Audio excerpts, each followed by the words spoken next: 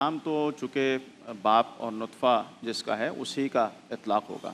शरई एतबार से वो किसी के कानूनी एतबार से आप तब्दील कर सकते हैं पाकिस्तान के या मसलन दुनिया भर के, लेकिन शरई एतबार से वो उसी की औलाद कहलाएगी जिसका नुत्फ़ा है, साहिब नुत्फ़ा ही की औलाद है।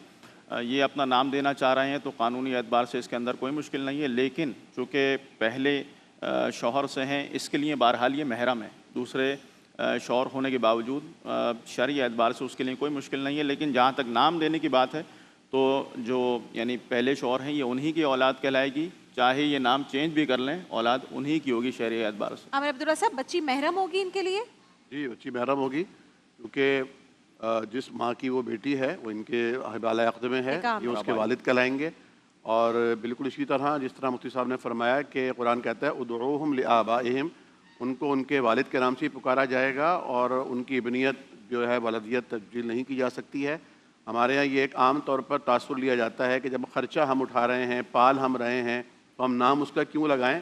तो ये अल्लाह रब्बुल आलमीन ने नाम लगाया है, अल्लाह रब्बुल आलमीन ने ये उससे तवल्लुद हुई है बच्ची, तो अब नाम आप चेंज नहीं कर सकते। सख्ती से कुरान करीम ने इस बात से मना किया है। हाँ, आप ये कर सकते हैं, गार्जियन में अपना नाम लिखा सकते हैं। और नाम से होता क्या है, असल तो प्यार होता है, असल तो शफ़क़त होती है, असल तो मोहब्बत होती है, केयर होती है। और जब वो बच्ची देखेगी कि आप पाल रहे हैं उसे और आप बाप से बढ़कर उसे मोहब्बत दे रहे हैं, तो वो भी आपको बेटी से बढ़कर प्यार देगी, मोहब्बत देगी। तो ये अमूमन हमारे यहाँ सवाल उठते हैं। और बच्चे जब बिल्कुल बहुत छोटे होते हैं यानी शीरखार होते हैं, तब भी कोशिश की जाती है कि इसका नाम चेंज कर दिया जाए और सबको यही बताया जाता है कि इन्हीं की औलाद है, इन्हीं की औलाद है।